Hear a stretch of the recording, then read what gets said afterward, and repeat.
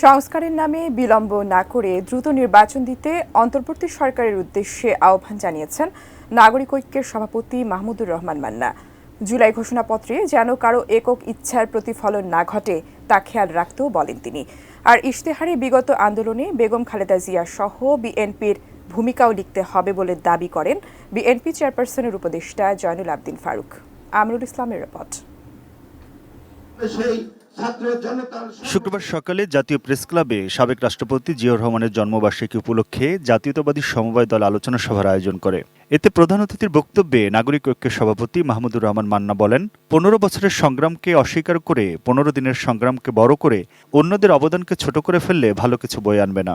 আমার খুবই অবাক লাগে এখন যারা নতুন করে আবার একটা প্রোক্লামেশন দিতে চান তারা কি বলতে চান আসলে। আমাদের লক্ষ্য কি? আমাদের লক্ষ্য নির্ধারিত হয়নি। আমরা একটা গণতান্ত্রিক দেশ বানাতে চাই। তা যদি না হয় তাহলে 15টা কমিশন বানিয়েছেন কেন? তাহলে নতুন করে কনস্টিটিউশন আবার সংস্কার করতে চাইছেন কেন? নতুন করে নির্বাচন ব্যবস্থার সংস্কার করতে চাইছেন কেন? এর আগে জাতীয় প্রেস ক্লাবের সামনে জাতীয়তাবাদী সাংস্কৃতিক দলের উদ্যোগে দ্রুত নির্বাচনের রোডম্যাপ ঘোষণার দাবিতে নাগরিক সমাবেশে সংস্কার এবং নির্বাচনের প্রস্তুতি সমান্তরালভাবে চালিয়ে নিতে অন্তর্বর্তী সরকারের প্রতি আহ্বান জানান বিএনপি চেয়ারপারসনের উপদেষ্টা কাউন্সিলের সদস্য জয়নুল আবেদিন ফারুক। সরকার তো নির্বাচিত,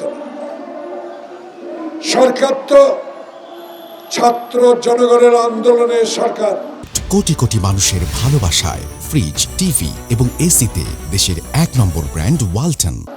তাহলে আপনারা কেন স্কুলের টিফিন বক্সের উপর ভ্যাট ধার্য করবেন? কেন আপনারা অনৈতিকভাবে সকল পর্যায়ে ভ্যাট আপনারা স্থাপন করবেন, ভ্যাট বসিয়ে দিবেন যেটা জনগণের আওতায় থাকবে না?